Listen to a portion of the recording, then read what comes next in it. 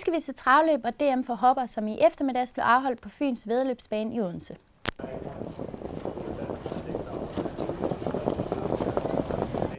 Solen skinner, ølene skummer, og der er pølser på grillen. Der er lagt op til en hyggelig dag på Fyns Væddeløbsbane. Den forsvarende verdensmester Birger Jørgensen skal i dag køre i hovedløbet med hesten Nobody Beats the Beat, som er den forsvarende danmarksmester. Jamen, jeg ved ikke, om jeg har de store forventninger. Oplægget ser måske ikke så godt ud for min del. Jeg har fået et trist startspor, jeg har tabt lodtrækningen. Det gør jo, at det bliver betydeligt meget mere vanskeligt, end det ville have gjort, hvis jeg havde haft et af de bedre startspor. Så i første omgang så kører jeg ud og kører med, og så må vi så se, om der er noget, der løser sig til min fordel. Netop lodtrækningen i et travløb kan have en stor betydning for løbets udfald. Der trækker simpelthen vilkårligt lod om, hvilket startnummer en hestene får fra nummer 1 til nummer 12.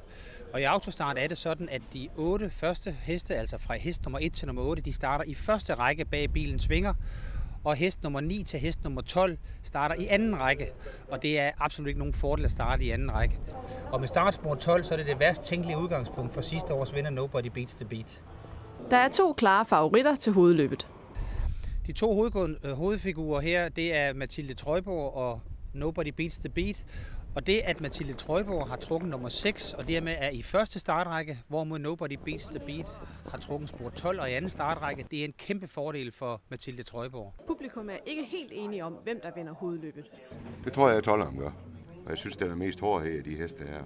Sådan en som 6'eren burde jo vinde det løb her, for det er en af de bedste hopper, vi har her hjemme i Danmark, så jeg regner da 100% med, den vil vinde det løb der. Det gør nummer 6, Mathilde Trøjborg. Hvorfor tror du det? Ja, det er den bedste hopper i Danmark i øjeblikket. Og så går starten.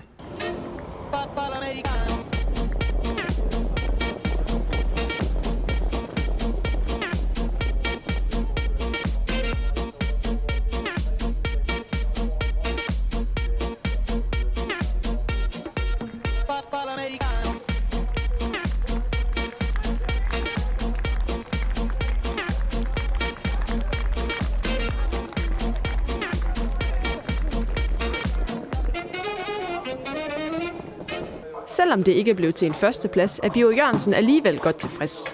Ja, det var vel i og for sig okay. Jeg havde vel lidt håbet på at holde andenpladsen, men der kom en, der havde siddet indvendigt hele vejen og havde lukreret lidt på de andres hårde tempo, så den nåede lige forbi os, så vi var tredje. Vi må være glade. Det blev hest nummer 6, Mathilde Trøjborg, der vandt DM for hopper. Hun fratog dermed Nobody Beats the Beat titlen som danmarksmester. Næste gang der er travløb på Fyns Væddeløbsbane er torsdag den 19. maj kl. 18.